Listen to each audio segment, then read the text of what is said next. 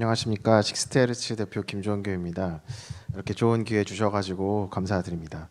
아까 기다리면서 재밌는 발표들 많이 들었는데 이제 컨택 대표님께서 지구를 떠나는 방법을 많이 알려주셨는데요. 저는 지구에 남기 위해서 뭘 해야 되느냐 이런 얘기를 좀 드리려고 합니다. 제 발표 제목은 에너지 전환을 위해 필요한 IT인데요. 제가 생각하는 에너지 전환은 재생 에너지를 많이 늘리는 것입니다. 특히 재생에너지 확산, 관리, 그리고 거래 측면에서 IT 기술들이 많이 필요한데 제가 생각하기에 IT 기술이 활약을 할 수 있는 영역이 어디가 있는지를 확산, 관리, 거래 관점에서 하나씩 살펴보고 그리고 이런 일들이 가능하게 되기 위해서 에너지 산업 생태계가 좀 조성이 돼야 된다고 보는데 제가 보기에 중요한 것들이 뭐가 있는지 그런 얘기를 드리고 마지막으로 저희 회사 이야기를 좀 드리고 끝내도록 그렇게 하겠습니다. 네, 에너지 전환이 왜 필요하냐? 기후 위기가 현실이라는 것을 이제 다들 많이 느끼고 계실 텐데요. 오늘도 오는데 너무 덥더라고요. 네, 기후 위기에 대해서 잘 살펴보면은 온실가스 감축을 당연히 해야만 하는데 온실가스가 어디서 제일 많이 나오냐? 이걸 조사를 해보면 에너지 분야에서 제일 많이 나옵니다. 한국도 그렇지만 유럽이나 미국도 마찬가지입니다. 그래서 저희가 에너지 분야에서 뭔가 하지 않고는 온실가스 감축을 효과적으로 할 수가 없고요. 온실가스 감축이 안 되면은 기후 위기는 계속 진행이 됩니다. 그렇기 때문에 이 에너지 전환이 매우 중요하다라고 말씀을 드릴 수가 있습니다. 근데 저는 이 에너지 전환에 있어서 재생에너지를 굉장히 많이 늘리는 게 중요하다라고 믿고 이 일을 하고 있는데 한국의 상황을 좀 보면 재생에너지가 정말 많이 없습니다. 이게 2019년 통계이긴 한데요. 한 자릿수입니다. OECD 평균이랑 비교하면은 이제 몇 배 차이가 나는 거죠. 그동안 많이 짓기는 했지만 여전히 재생에너지 발전 비중은 한 자릿수 정도에 머물고 있기 때문에 한국은 재생에너지에 있어서는 엄청 많이 빨리 지어야 된다 이렇게 말씀드릴 수가 있겠습니다. 이 정도 숫자는 일본은 물론이고요. 사실 중국보다도 뒤처지는 숫자이기 때문에 뭔가 문제가 있다라고 저는 생각을 하고 있습니다. 네, 한편 최근에 아리백이라고 해서 기업들이 재생에너지 사용을 늘려가는 그런 일들이 발생을 하고 있는데 한국에서도 삼성그룹이나 현대차그룹이나 SK나 LG나 이런 주요 대기업 집단들이 이 흐름에 다 동참을 하고 있습니다. 그리고 앞으로는 공급망 전체에 대한 탄소 관리가 굉장히 중요해질 것이기 때문에 이런 대기업 집단뿐만이 아니라 이런 대기업 집단과 거래를 하는 모든 기업들도 이 탄소 배출에 신경을 써야 됩니다. 그래서 재생에너지 사용에 대한 그런 흐름은 굉장히 크게 늘어날 것이라고 생각을 하고 있고 이미 실제화된 경우도 있습니다. 국내에서 애플이나 BMW나 이런 글로벌 기업들의 납품을 하는 그런 회사들 같은 경우에는 실제로 앞으로 재생에너지 사용에 관심을 가져야 한다라는 식의 안내를 받고 있다 이렇게 알고 있습니다. 그런데 제가 앞서 말씀드린 것처럼 한국에는 재생에너지가 별로 없기 때문에 이게 문제가 되고 있습니다. 이 신문 기사를 보시면 한국에 있는 재생에너지 발전소 가능한 것들 다 끌어모아도 삼성전자 한 곳이 아리백하기가 어렵다. 이런 식의 내용들이 있는데 실제로 이런 일이 발생을 하고 있고 국내에 있는 글로벌 대기업들은 재생에너지 발전소를 찾아다니느라고 아주 큰 어려움을 겪고 있는 게 현재 상황입니다. 그런데 재생에너지가 저렴하다는 그런 기사들 많이 보셨을 겁니다. 요 그래프를 보시면은 2019년 자료인데요. 이 녹색 네모가 화석연료 발전의 가격 범위고 동그라미 친 것들이 재생에너지 발전의 가격이라고 볼 수 있는데 이 박스 하단에 많이 위치한 것을 보실 수가 있습니다. 지금 아마 조사를 한다고 하면 많은 국가에서 이 박스 아래로 내려가 있을 것으로 추산이 되고 한국도 최근에는 이 유가 상승 등의 영향으로 태양광 발전 같은 경우에는 이미 화석연료 발전 비용보다 싸진 게 아니냐 이런 주장이 나오고 있기도 합니다. 네, 이 재생에너지가 계속 싸지는 이 흐름은 기본적인 그런 근본적인 기술과도 관련이 있다고 생각하는데 예를 들면 태양광 같은 경우는 생산하는 그런 기술 방법이 반도체 생산하는 것과 비슷합니다. 그래서 아까 무어의 법칙 얘기도 나왔지만 이 반도체 분야에서는 무어의 법칙이라고 해서 2년마다 성능이 2배씩 증가한다, 좋아진다 이런 것들이 있는데 태양광 시장 같은 경우에도 설치량이 2배 증가할 때마다 가격이 20%씩 하락한다는 그런 흐름이 있습니다. 그래서 이것이 10년 넘게 지속되고 있고 현재도 진행되고 있기 때문에 가격은 계속 떨어진다 이렇게 말씀을 드릴 수가 있겠습니다. 네, 그런데 한국에서는 재생에너지가 비싸다 이런 얘기를 아마 많이 들으셨을 겁니다. 그럼 재생에너지가 도대체 왜 비싸냐? 네, 비싸다는 얘기를 할 때는 보통 다른 나라랑 비교해서 비싸다 이런 얘기를 할 때가 있고 또 다른 발전원이랑 비교해서 비싸다 얘기를 할 때가 있고 그런 것 같은데 먼저 다른 나라랑 왜 비싼지를 뜯어보면은 초기 투자 비용 그중에서도 인허가 비용이 굉장히 비싸다 이런 조사 결과들이 있습니다. 독일과 비교해도 비싸고 심지어는 중국보다도 비싸다. 그래서 저희가 이 비싼 재생에너지라는 이 흐름을 반전시키기 위해서는 예를 들면은 인허가 비용 같은 것들을 낮출 수 있는 여러 가지 제도들이 필요하다 이렇게 생각이 되고요. 또 그거를 낮출 수 있는 서비스들도 많이 필요하게 될 것입니다. 그리고 다른 발전원이랑 비교해서 비싸다 이런 얘기도 할 수 있는데 한국과 미국을 비교를 해보면 이렇게 될 텐데요. 이제 소형 태양광 같은 경우에 기준을 놓고 보시면 한국이나 미국이나 뭐 비슷하죠. 근데 이제 원자력이나 석탄 화력이 한국에서는 굉장히 저렴한 그런 특징도 있습니다. 그래서 왜 재생에너지가 비싸냐? 다른 발전원이랑 비교해서 왜 비싸냐라고 하면은 원자력과 석탄 화력이 좀 한국에서 싸다 이런 말씀을 드릴 수도 있겠습니다. 그런데 이런 것들은 정부에서 뭐 해줘야 되는 것들도 있을 것입니다. 인허가 제도를 좀 간편화시킨다던가 그런 것들이 필요할 텐데 또 민간에서 할 수 있는 것들도 꽤 있다고 생각하는데요. 한국의 재생에너지 발전소의 사이즈를 통계로 보면은 1메가 이하인 중소형 발전소의 비중이 한 80% 정도 된다. 이렇게 말씀을 드릴 수가 있습니다. 근데 이것이 왜 중요하냐면 이 소규모 발전소하고 대규모 발전소하고 비용이 들어가는 것을 좀 뜯어서 보면은 구성이 좀 다르기 때문인데요. 큰 발전소들은 전체 비용에서 하드웨어 비용의 비중이 굉장히 큽니다.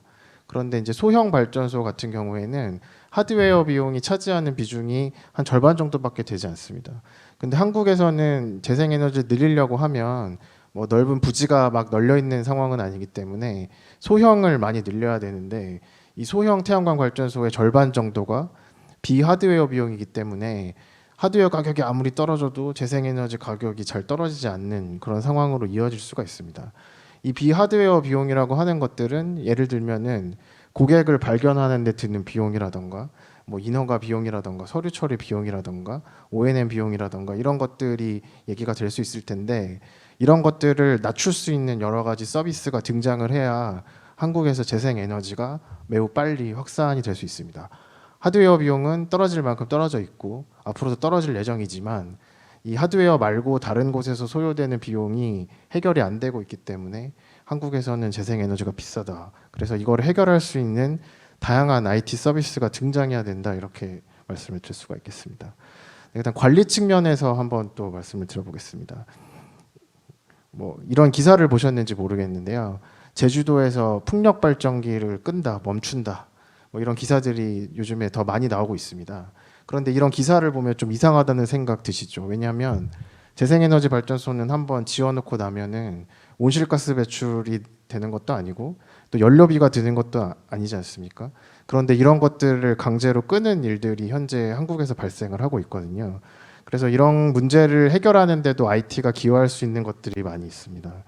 방금 말씀드린 상황을 설명드리기 위해서 전력망의 특성에 대해서 조금 말씀을 드리면 우리 전력망은 에너지 공급이랑 수요가 균형 상태를 유지하는 게 중요합니다. 그래서 이 균형 상태를 유지할 때 안정하다 이렇게 말씀을 드리는 것입니다. 여름철에 흔히들 블랙아웃 위기다 뭐 이런 기사들 많이 보실 텐데요. 사실 모자라도 문제가 생기고요. 남아도 문제는 생깁니다.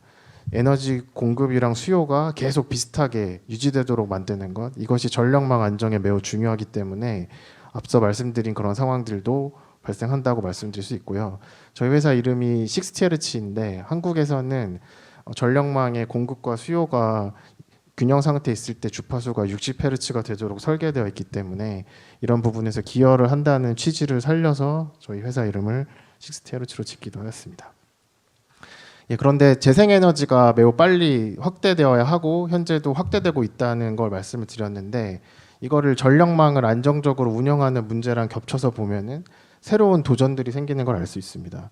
예를 들면은 재생에너지 발전은 계절이나 시간에 따라서 발전량이 달라집니다. 날씨에 따라서 발전량이 달라집니다.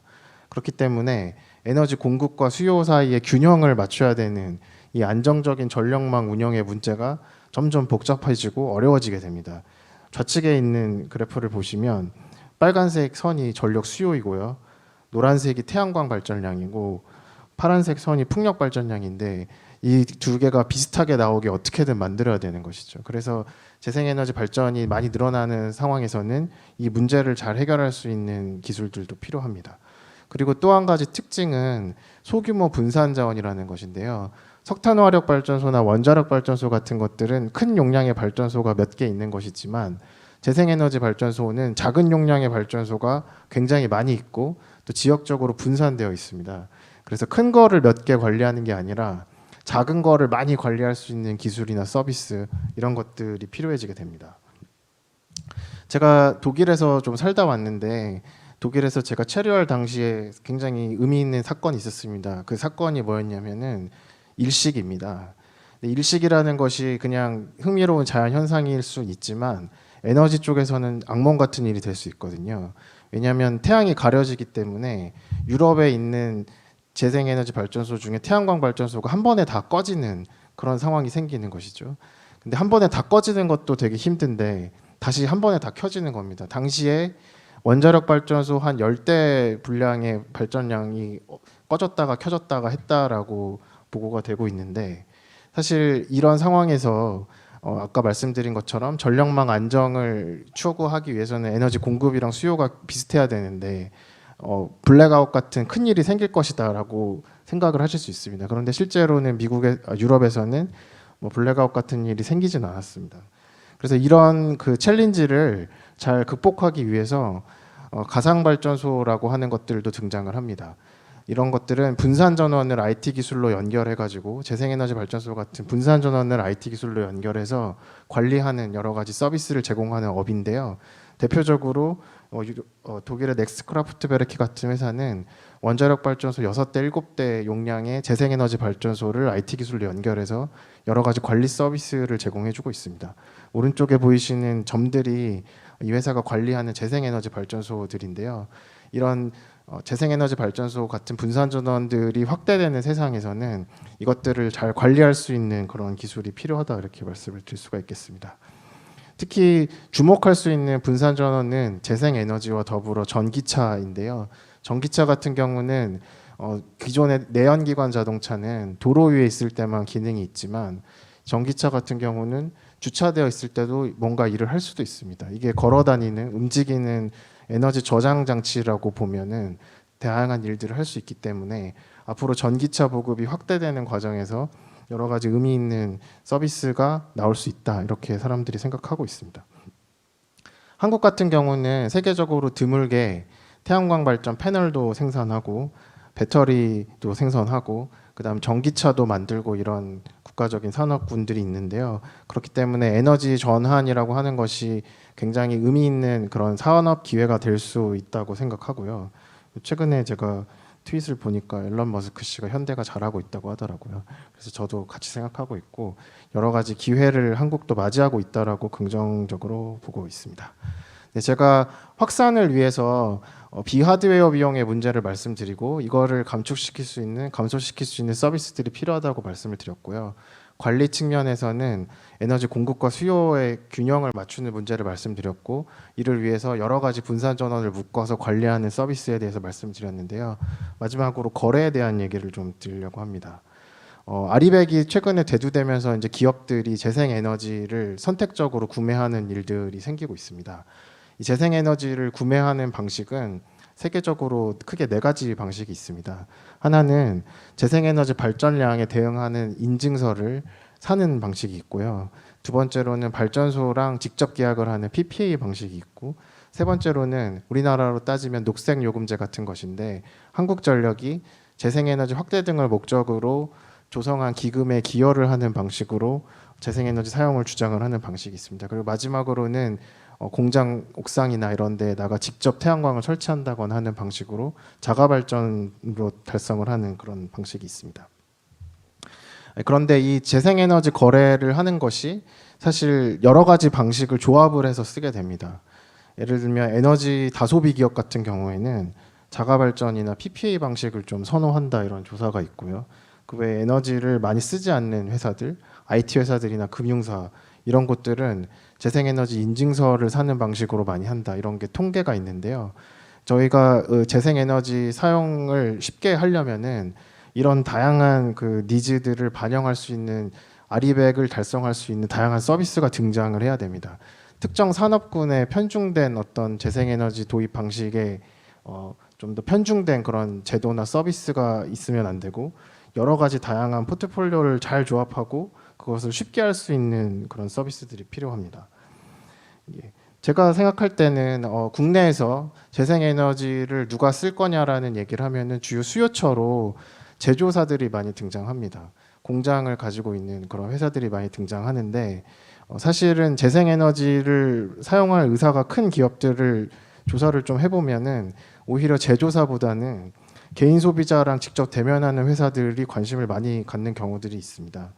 상품 원가에서 전기요금 비중도 낮고 그리고 브랜딩 차원에서 여러 가지 그 환경에 대한 관심을 진정성 있게 설명한다는 측면에서도 재생에너지 사용을 많이 하려고 하는 경향이 있는데 이제 그 재생에너지 사용하는 기업들을 얘기를 할 때 제조 기업들뿐만이 아니라 다양한 기업들도 함께 이해 당사자로 얘기가 되는 게 좋겠다 이렇게 생각을 하고 있고요. 그래서 우측에 보시면은 우리나라 최초의 제가 알기로는 우리나라 최초의 PPA 계약을 한 사례를 보면 아모레 퍼시픽이 하였다 이렇게 말씀을 드릴 수가 있습니다. 그리고 또 한 번 하기로 마음 먹으면은 굉장히 빨리 하는 기업들이 IT 기업들인데요.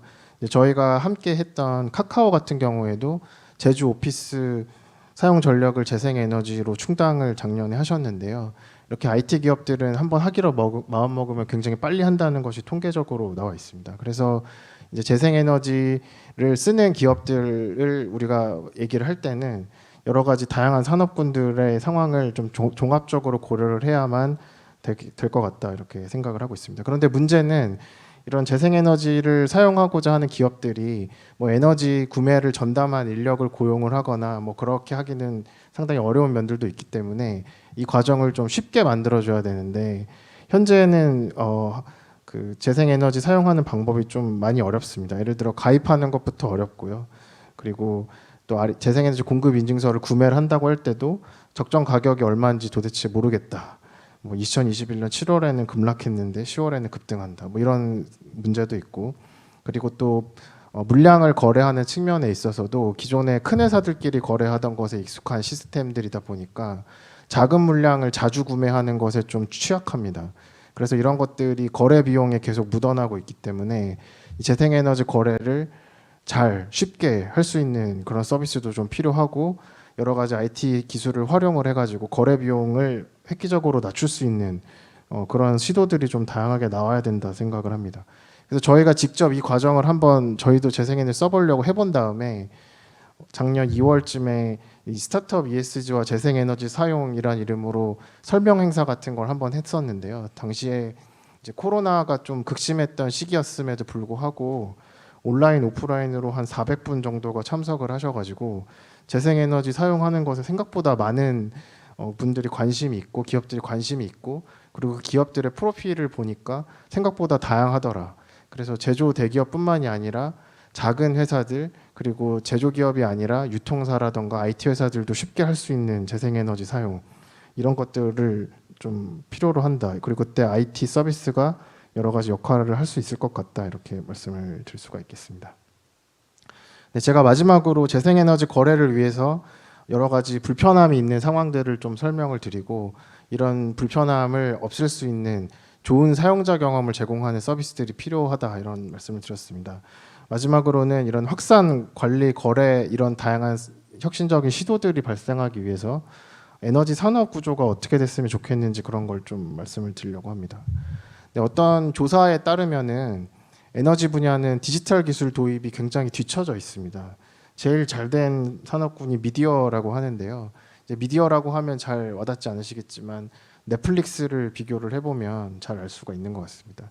제가 뭐 제 나이가 노출이 되는 것이라 조금 걱정되긴 하지만 제가 어렸을 때는 비디오를 제가 빌려서 봤었습니다. 그런데 요즘에는 비디오 가게들이 하나도 없고 다 넷플릭스 같은 온라인 플랫폼을 활용을 해서 컨텐츠 소비를 하시고 계시죠. 그래서 컨텐츠를 만드는 것, 소비하는 것, 유통하는 것들이 IT 기술을 기반으로 굉장히 많은 혁신이 일어났는데 에너지를 잘 들여다보시면 그런 것이 거의 없습니다. 우리가 에너지를 생산하는 방식이나 소비하는 방식이나 유통하는 방식이나 이런 것들이 저희 아버지 세대가 하던 것들이랑 거의 다른 게 하나도 없습니다. 좀 심하게 말하면 할아버지 세대가 하시던 거랑 거의 다른 게 없다. 이렇게까지 말씀을 드릴 수도 있을 것 같습니다. 그래서 이제 이렇게 이 혁신이 좀 뒤처져 있는데 앞으로 우리가 전력망과 이 전력망과 연결된 여러 가지 서비스들을 얘기할 때는 전력망을 플랫폼으로서 보고 인터넷 같은 것으로 만들려고 해야 된다고 생각을 합니다. 기존의 전력망의 역할은 전화선 같은 것이어가지고 싸고 안전하게 전력 공급하는 것에 치중을 했지만 앞으로의 전력망은 인터넷 같은 것이 되어야 하고 그것을 기반으로 해서 다양한 시도들이 발생을 해야 혁신들이 만들어질 것이다 이렇게 보고 있는데요. 그렇게 하기 위해서 이제 저희가 IT 산업이 굉장히 부흥을 했기 때문에 IT 산업에서 여러 가지 교훈을 좀 가지고 와서 참고를 하면 좋을 것 같습니다. 그래서 제가 생각하기에 중요한 것 두 개는 하나는 메칼프의 법칙이라고 해서 네트워크 가치는 참여자 수의 제곱에 비례한다라는 것입니다. 다른 말로 하면은 이제는 에너지 관리 전력망에 접속되는 여러 가지 주체들이 좀 더 다양해지고 많아져야 된다. 예전에 큰 발전소 몇 개들 그리고 뭐 한국전력이라던가 큰 회사들 몇 개만 참여하는 그런 시장이 아니라 이제 20만 개 이상의 발전소와 수십만 개의 그 기업들이 소비자들이 직접 참여하는 그런 형태의 네트워크가 구성이 돼야 이 네트워크가 가치 있는 여러 가지 활동을 하는 기반이 되고 그래서 부흥할 수 있다 이렇게 생각하고요. 두 번째는 이 관리를 하는 데 있어서는 리누스의 법칙을 좀 참고를 해봤으면 좋겠습니다. 이것은 이제 오픈 소스 프로젝트가 성공하는 이유라고 하고 실제로 리누스가 말한 건 아니라고 알고 있습니다.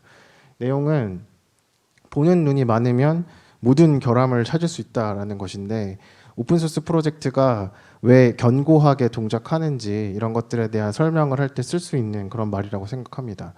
많은 참여자들이 등장하면 이것을 관리하는 일도 점점 복잡해집니다. 제가 아까 관리 분야에서 말씀드린 것처럼 예를 들면 공급 수요 균형을 맞추는 일도 점점 복잡해질 텐데 이거를 어떻게 관리를 잘 할 거냐. 정보를 다 공개를 하고 많은 사람들이 참여를 해서 관리를 할 수 있도록 그렇게 만드는 것도 방법이다 이렇게 말씀드릴 수 있습니다. 최근에 보니까 스페이스 X 우주선의 내부 영상을 제가 유튜브에서 봤는데 리눅스를 쓰고 있더라고요. 그래서 이제 요즘에는 우주선에 들어가는 소프트웨어도 오픈 소스다. 충분히 안전하고 견고하구나. 이거를 제가 스페이스 X를 보면서 많이 느꼈습니다. 예, 그래서 복잡한 것을 만드는 것에는 이제 크게 두 가지 패러다임이 있다고 저는 생각하는데요. 하나는 성당처럼 만드는 방법이고 하나는 시장처럼 만드는 방법입니다. 앞으로의 전력 산업, 에너지 산업 구조는 당연히 시장처럼 돼야 된다고 생각을 하고 그렇게 하기 위해서는 지금보다 적극적으로 정보를 공유하고 다양한 주체들이 참여를 하고 이런 방식으로 구성이 된다고 생각하고 현재처럼 소수의 엘리트가 모든 상황을 책임지고 관리하는 폐쇄적인 소프트웨어 개발과 같은 이런 방식에서 좀 탈피해서 시장 구조가 만들어지고 이를 기반으로 혁신들이 발생하면 좋겠다 생각합니다. 제가 2019년도에 베를린에 있을 때 에너지 전환 분야에 있는 스타트업들만 모여가지고 하는 행사가 있었습니다. 독일 정부가 후원을 하고 유럽 전역에서 한 500개 이상 스타트업들이 참여를 하는 그런 행사였는데 이제 거기서 수상한 회사들이 뭐 하는지를 제가 살펴봤더니 이제 한국에서는 할 수 있는 게 없더라고요.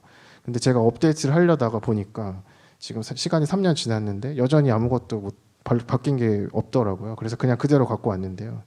이제 이런 다양한 시도들을 하는 회사들 중에 어떤 회사들은 분명히 유니콘 같은 큰 기업이 될 것인데 이제 한국에서도 이런 일들이 발생되기 위해서는 구조가 많이 바뀔 필요가 있다 이렇게 생각을 합니다. 네, 마지막으로 제가 재생에너지 확산 관리 거래에 대해서 IT가 어떤 일을 할 수 있는지 좀 설명을 드리고 에너지 산업이 이렇게 됐으면 좋겠다 말씀까지 드렸는데 연결지어서 그럼 너네 식스테르치는 뭘 하고 있냐 이거에 대한 답을 좀 드리겠습니다. 저희 회사는 이제 2년 반 정도 된 회사입니다. 그래서 2021년도에 뭐 대통령상, 국무총리상 그리고 장관상도 2차례 받았고 현대자동차 그룹 등으로부터 투자 유치도 하였습니다. 그리고 올해 1월에는 CES에서 스마트 에너지 지속 가능성 분야에서 혁신상을 수상하기도 하였습니다. 그리고 삼성전자, 현대자동차 그룹, SK텔레콤, LG, 신한금융그룹 등이 마련한 스타트업 육성 프로그램에 선정돼서 참여하고 있는 그런 회사이기도 합니다. 확산과 관련해서는 저희가 처음으로 만든 프로덕트는 햇빛 바람지도라는 것입니다. 이것은 전 공공 데이터를 활용을 해가지고 전국에 있는 8만 개 재생에너지 발전소 위치와 용량을 저희가 지도 위에 표시를 해서 오늘 발전량이 얼마인지 내일 발전량이 얼마인지 누구나 볼 수 있도록 그렇게 만들었습니다. 그래서 이 데이터를 근거로 프로젝트 투자를 할 때 활용하실 수도 있고 또 여러 가지 관리에 활용하실 수도 있고 그렇게 하실 수 있도록 오픈을 해서 하고 있고요. 최근에는 어느 증권사 리포트에서도 이 자료를 활용하신 것을 봤습니다. 오른쪽에 있는 로고들이 이 서비스에 현재 가입되신 분들 소속이신데 에너지 산업의 이해관계자분들 그리고 아리백을 선언하신 기업 관계자분들 이런 분들 포함해서 굉장히 많은 분들이 활용을 하고 계시는 그런 서비스가 되었습니다.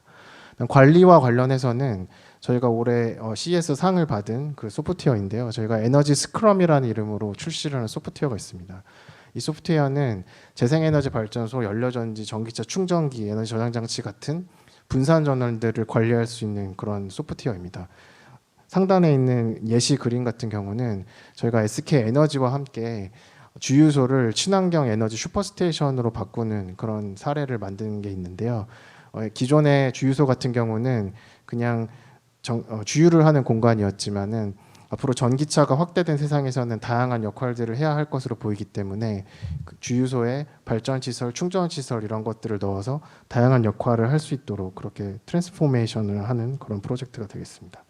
그다음 에너지 거래와 관련해서는 저희가 직접 해보니까 재생에너지 거래가 많이 어려운 점들이 있어서 시민발전 협동조합과 함께 재생에너지 월구독 상품을 만들었습니다. 그래서 소셜벤처나 작은 회사들도 일정액을 지불만 하면은 매달 재생에너지를 쓰실 수 있도록 그렇게 상품을 만들어서 곧 출시를 할 예정이고요. 또 저희가 재생에너지 공급과 관련해서 카카오 제주도 본사 아리백을 함께 하였습니다. 그리고 올해 상반기 중으로 햇빛바람 거래소라고 해서 국내에 있는 중소형 재생에너지 발전소를 온라인으로 거래할 수 있는 그런 서비스를 만들고 있습니다. 현재 8만 개 정도 발전소가 저희 햇빛바람지도에 등록되어 있는데 그 중에서 선별해서 좋은 거래가 가능한 여러 가지 발전소들을 표시를 하고 그리고 위성 사진이라던가 스트리트 뷰라던가 그리고 저희가 머신러닝 통계를 기반으로 수익성을 분석한 결과라던가 이런 거를 온라인으로 확인하실 수 있는 그런 서비스를 만들려고 합니다. 네, 이상으로 발표 마치도록 하겠습니다. 감사합니다. 네, 감사합니다. 큰 박수 부탁드립니다. 우주라는 이 미지의 세계도 우리가 당연히 개척해 나가야 될 때지만 어쨌든 우리는 이 지구에서 살아남아야 하니까요. 사실 미래 세대를 위해서 가장 시급한 부분을 우리 발표를 통해서 임 대표님께서 짚어주신 것 같습니다. 질문이 들어와서 한 가지 살펴보도록 할게요. 해나님께서 남겨주셨는데 60Hz는 B2B로 기업들의 탄소 중립을 지원을 하고 있는데 기업 말고 시민 개인이 재생 에너지를 구매하거나 활용할 수 있는 서비스는 없는지 질문해 주셨습니다. 없다면 이유를 알고 싶고 자세한 설명을 부탁드린다고 합니다. 네, 자세히 설명드리고 싶습니다. 저희가 궁극적으로 하고 싶은 것이 사실 그것입니다. 국내에도 재생 에너지를 사용하고 싶어 하시는 개인들이 제가 보기에 분명히 있으십니다. 제가 독일에 거주할 때 저는 재생 에너지만 썼습니다. 근데 그 과정이 전혀 어렵지 않았습니다. 마우스 클릭 4번 정도만 하면 할 수 있었습니다. 그래서 저는 궁극적으로는 개인들도 원하시는 분들은 재생에너지를 선택할 수 있는 그런 서비스를 만들고 싶은데 그 과정까지는 여러 가지 마일스톤이 좀 필요할 것 같습니다. 그래서 현재는 국내의 재생에너지 거래에 관련된 모든 제도나 시스템은 큰 발전소와 큰 회사가 하는 것을 가정해서 개발되어 있습니다. 그래서 이 과정에서 필요한 서류 작업이라던가 여러 가지 절차들이 워낙 무겁기 때문에 큰 규모의 거래가 아니고 작은 규모의 거래를 할 때는 수지 타산이 맞지 않는다 이런 말씀을 좀 드릴 수가 있을 것 같습니다. 그래서 현재 상황이 그러한데 저희가 지금 시도하고 있는 거는 작은 회사도 할 수 있게 자동화를 여러 가지 시켜보겠다라고 하는 것이고 이것이 완료가 되면은 저는 궁극적으로는 개인들까지 가능하도록 완전한 자동화를 시켜보고 싶고요. 그게 가능해지려면은 여러 가지 절차나 이런 비용들이 영에 수렴될 수 있을 만큼의 자동화가 좀 고도화돼야 된다 말씀을 드릴 수 있겠습니다. 네, 대표님 말씀 감사합니다. 퇴장해 주셔도 좋습니다. 감사합니다.